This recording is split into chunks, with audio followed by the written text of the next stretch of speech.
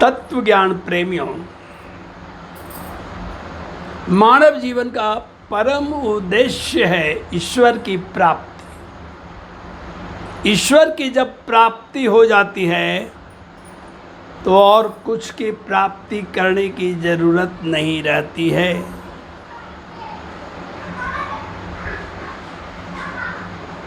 भगवान शंकर सृष्टि का एकमात्र स्वामी है। एको रुद्रो द्वितीयो नास्ति, वेद कहता है कि रुद्र के अलावे कोई भी संसार का नहीं मालिक है। रुद्र के अलावे किसी की चलती नहीं है। वही विष्णु बनकर पालन करते हैं, ब्रह्मा बनकर रचना करते हैं और शंकर बनकर सर्वनाश कर देते हैं, ताकि नई चीज़ों को फिर से रचा जा सके, नई सृष्टि की जा सके, नूतन प्रकृति को लाया जा सके। सती ने जब प्राण त्यागा तो प्राण त्यागते समय उसने विष्णु से एक वर मांगा। क्या वर मांगा? सती मरत हरिसन वर मांगा, जन्म जन्म शिव पद अनुरागा। सती ने मरते समय विष्णु से यही वर मांगा था कि मैं तो मर रही हूँ, लेकिन हर जन्म में मुझे भोलेनाथ के चरणों में प्रेम नहीं घटे। इसके बाद माता सती ने हिमाचल के घर मैना की कोख से पार्वती के रूप में जन्म लिया। जन्म लेने के बाद उनकी स्मृति ताजी थी, इसलिए वे शिव प्रेम में कठिन तपस्या करने लगे। उनकी कठिन तपस्या से आकाश, पाताल और पृथ्वी तीनों ही तप्त होने लगा।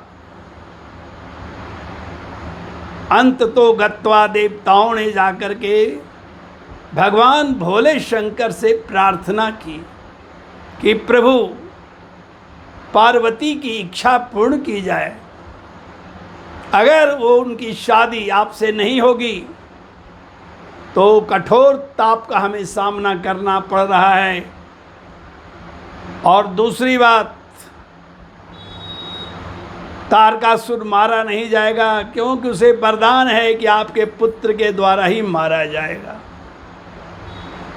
देवताओं के अनुरोध पर शिव ने कहा कि देखो, कुसंग तो बहुत है, लेकिन स्त्री का संग सबसे खराब है। मनुष्य का सबसे बड़ा पतन स्त्री के साथ हो जाता है। सबसे बड़ा कुसंग स्त्री की संगति है। इसलिए मैं इस फेरे में नहीं पड़ने वाला हूं। लोहा में बांधा हुआ व्यक्ति को छुड़ाया जा सकता है, लेकिन स्त्री बंधन में जो पुरुष बंध जाता है, उसके चलते अपना सर्वस्व खत्म कर देता है। स्वास्थ्य, धन, इज्जत, औरत के फेरे में सब चल जाता है। इसलिए सब काम मैं करूंगा, लेकिन स्त्री बंधन में मैं पड़ने वाला नहीं हूं। मुझे स्त्रियों से बहुत दूर रहने की आदत है। स्त्री बंधन जो है मिश्री में मिलाया हुआ मदिरा है। पीने में इतना मधुर लगता है कि पुरुष अपनी तमाम जिंदगी औरत के पीछे खपा देता है। और अगले जन्म के लिए उसकी कोई चिंता नहीं रह जाती है। विष्णु ने कहा कि स्त्री तो बंधन है, लेकिन उसके बिना सृष्टि नहीं चलती है। प्रभु, आपसे मेरा करबद्ध प्रार्थना है कि आप शादी के लिए तैयार हो जाइए। यदि आप नहीं होंगे तो तारकासुर सबको जान मार देगा। आप शादी करेंगे तभी आपका पुत्र द्वारा उसका मारना लिखा हुआ है। शिव ने कहा, तुम लोगों के कारण हम विवाह के लिए रेडी हो रहे हैं, अन्यथा मैं कभी स्त्री के बंधन में फंसने वाला नहीं था। तुम लोग कह रहे हो तो मैं शादी कर लूंगा। सप्तर्षियों द्वारा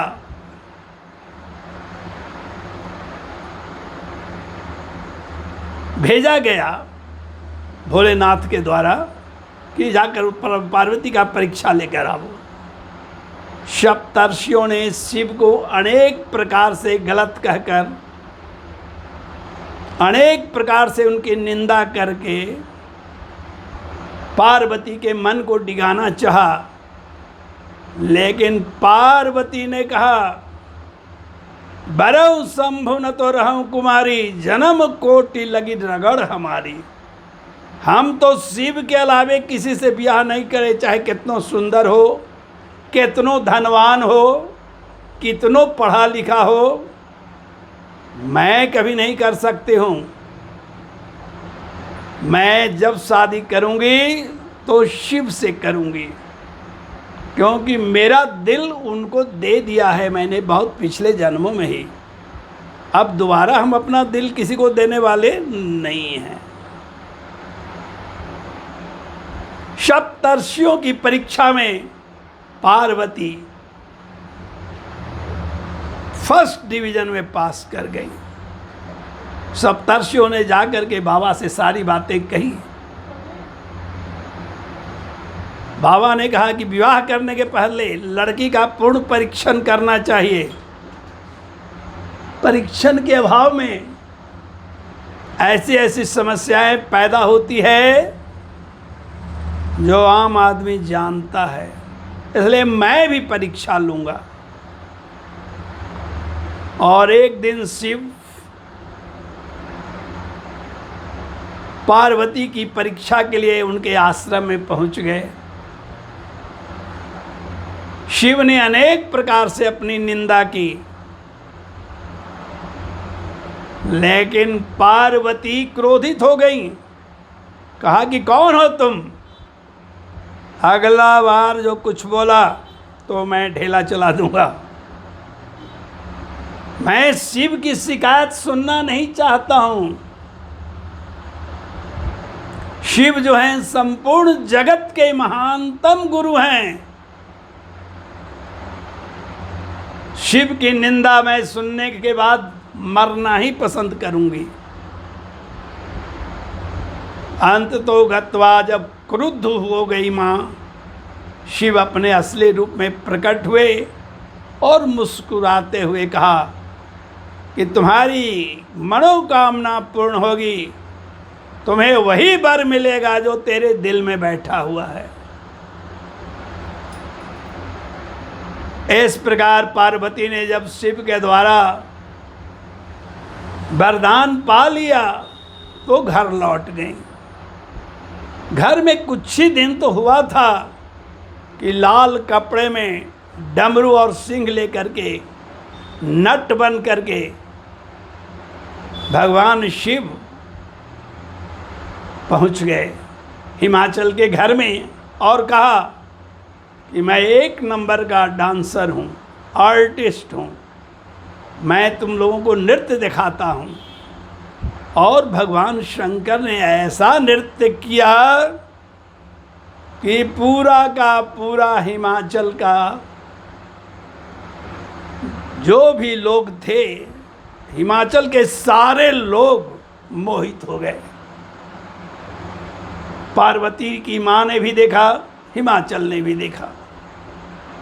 कहा कि तुम तो बहुत ही अच्छा नृत्य करते हो, इतना सुंदर गाना करते हो, गायन करते हो, नृत्य और गायन में तुम्हारा कोई जोड़ पूरे विश्व में नहीं लगता है, बोलो क्या लेगा।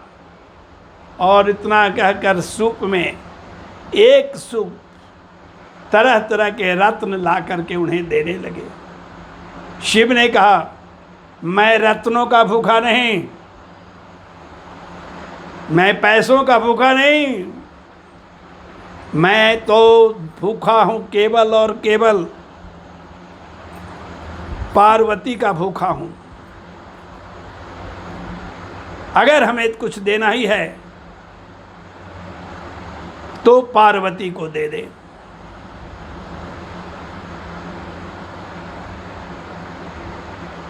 बहुत ही बुरा लगा और उन्होंने इस तरह की मांग करने से मना किया। कहा कि इस तरह की मांग नहीं कर सकते हो, मेरी इज्जत से खेल कर रहे हो तुम। मैं तुम्हें घर से बाहर निकलने के लिए कह रही हूँ। लेकिन पार्वती सब समझ रही थी और मुस्कुरा रही थी। ये नट बन करके कोई और नहीं, मेरे भोलेनाथ आए हैं। लेकिन उसने रहस्य को रहस्य ही रहने दिया और बाबा को धक्के मार करके घर से सबने निकाल दिया, क्योंकि बाबा इसी जिद पर अड़ गए थे कि हमें पार्वती चाहिए और पार्वती के अलावा कोई नहीं चाहिए।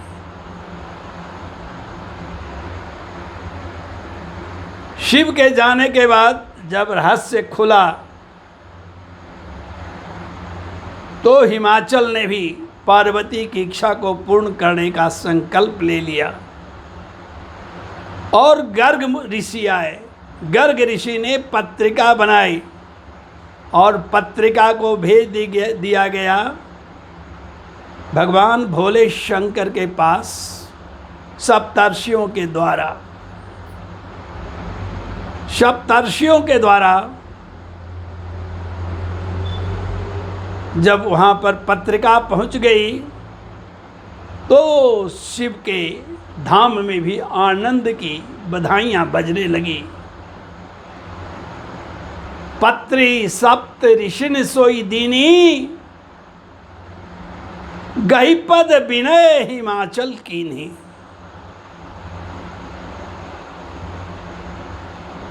वहाँ पर वैसा भोजन कराया गया ठाकुर को, ब्राह्मण को, जो भी गए थे साथ, जो वे लोग सोच भी नहीं सकते थे।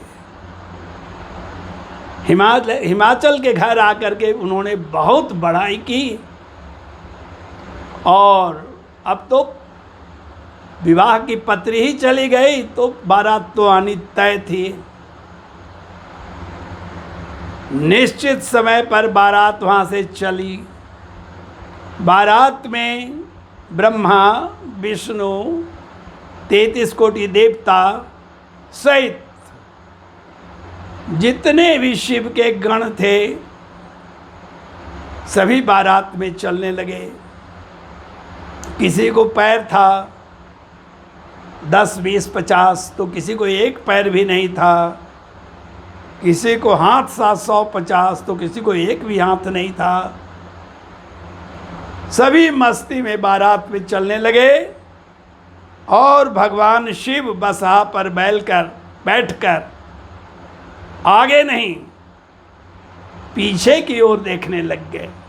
बारात का मज़ा लूटने लग गए बाबा। जनरली आगे की ओर देख करके चलता है दूल्हा, लेकिन बाबा पीछे की ओर देख करके चलने लगे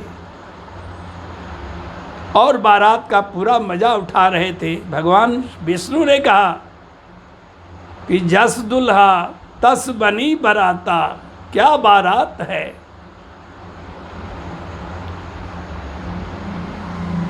भगवान शंकर बहुत सुंदर लग रहे थे। शशि ललाट सुंदर सिर गंगा, नयन 3 उपवीत भुजंगा। सांपों का जनेऊ पहने हुए थे। बारात बाहर जा कर के ठहर गया।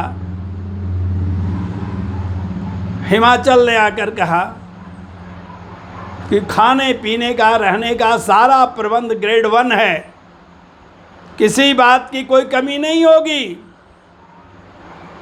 भगवान शिव ने देख लिया कि इस आदमी के अंदर से अहंकार बोल रहा है। उन्होंने हिमाचल को कहा कि मेरे 2 बच्चे बहुत भूखे हैं, बहुत देर से खाना नहीं खाए हैं, कृपया आप उनको ले जाकर के भोजन करवा दें। हिमाचल ने कहा कि इन दोनों को भोजन करवा के ला देता हूँ। दरअसल वे दोनों बच्चे थे शनि और राहु। वो पहुंचकर हिमालय के घर में भोजन करने लगे तो भोजन पर से हटने का नाम ही नहीं ले रहे थे। भोजन करते जा रहे हैं, करते जा रहे हैं। जितनी सामग्री थी हिमाचल के घर में, सब सामग्री समाप्त हो गई। अब तो हिमाचल के लिए इज्जत का सवाल था कि मेरी इज्जत कैसे बचेगी, क्योंकि सब पकवान खाने के बाद कच्चा चावल, गेहूं, मकई जो मिला सब खाने लगे, कहीं कुछ बचा ही नहीं। हिमाचल उन दोनों को लेकर के और बाबा के पास पहुँचे। बाबा ने कहा कि क्यों भोजन भरपेट नहीं हुआ तुम लोगों का? रे तो हुआ, लेकिन और मांग रहे थे से नहीं दिया। हिमाचल से पूछा कैसा क्यों? तो क्या कहें, दोनों बच्चा जितना पकवान था, मिठाई थी, सब खा गया। उसके बाद जितने कच्ची सामग्रियां थी उसको भी खा गया। अब तो हमारे पास स्वागत के लिए कुछ बचा ही नहीं है, मेरी इज्जत बचाइए भोलेनाथ। भगवान शिव ने कहा अभी बहुत सेखी बघार रहा था और अब औकात पता चल गया। क्या है तुम्हारी औकात? जाओ, सब सामान जो ये लोग खाया है वो सब तुम्हारा लौट गया, जाओ। और आकर हिमाचल ने देखा तो सारा पकवान फिर से रेडी है, कच्चा भी पदार्थ सब आ गया। भगवान अब हिमाचल के घर पहुंचते हैं। हिमाचल के घर पहुंचने पर उन्होंने मैना की परीक्षा ले ली। ऐसा रूप बनाया कि मैना डर से कांपने लगी और आरती फेंक करके और भाग गई। कहा कि तो बहुत भयानक रूप है इनका, ऐसे भयानक रूप से हम अपनी बच्ची की शादी नहीं करेंगे, ऐसा मैं कभी नहीं ले जा सकता हूँ अपना दामाद बनाकर। और वे आरती फेंक करके घर में चले आए। जब आते हैं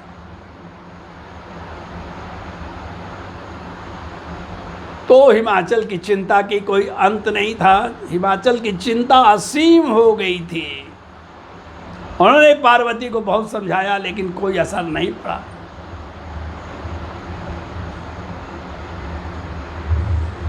उन्होंने पार्वती की माँ को भी समझाया। हालांकि पार्वती सब चीज जान रही थी, इसलिए उन्होंने माँ को कहा कि ये उनकी लीला है माँ, एक बार फिर जाकर के आरती करो ना। इस बार माँ जो आरती लेकर के आई तो शिव की सुंदरता देख करके अकबकाने लगी कि मेरा दामाद इतना सुंदर, और पूरे मन से आरती किया। आरती करने के बाद अंदर ले गई। वहाँ दामाद के स्वागत सत्कार में कोई कमी नहीं रही और भगवान भोलेनाथ की शादी होने लगी। शादी होने जब लगी तो वहाँ पर जितने भी देवी देवता थे सब पहुँच गए थे। गंगा और जमुना तो पंखा हौंक रही थी। इसके अलावा अन्य देवता भी वहाँ पहुँचे हुए थे। शादी बहुत धूमधाम से हुई। इसी बीच ब्राह्मण आया और कहा कि हमको पैसा चाहिए। तो शिव जी ने एक पुड़िया राख दे दिया कि जाओ, यही मेरे पास है। ब्राह्मण उसे ले गया और अपने घर पर जा कर के लगाया उस राख के, तो उसका घर सोने का हो गया। अब जो ठाकुराइन थी वो कहा कि से हम तो राख नहीं ले रहे थे उनसे, तुम राख लेकर के घर बना लिया सोना का, मैं भी जाती हूँ। ठाकुरान ने आकर कहा कि मुझे भी भस्म दीजिए और मुझे साड़ी साया ब्लाउज सब मिलना चाहिए। भगवान भोलेनाथ ने सांप का बना हुआ एक साड़ी ठाकुराइन को दे दिया और कहा कि पहन करके मेरे सामने आओ। ठाकुराइन तो इतनी खुश थी कि उसके आनंद का कोई अंत ही नहीं था। लेकिन इसी बीच विष्णु पहुंच गए गरुड़ पर, और गरुड़ के आते ही सारा सांप जो साड़ी का था वो फूर फूर कर करके भागने लगा। अब तो ठाकुराइन के हालात बहुत ख़राब हो गए, क्योंकि साड़ी रही नहीं, केवल पेटीकोट पहन करके बेचारी किसी प्रकार भागी। लेकिन जब जा कर के भस्म घर पर लगाई तो उनका घर भी सोने का हो गया और ब्राह्मण का 3 गुना बड़ा हो गया। ठाकुराइन बहुत खुशी में आई और कहा कि आपने जो दिया मेहमान, आज तक किसी ने दान नहीं किया था।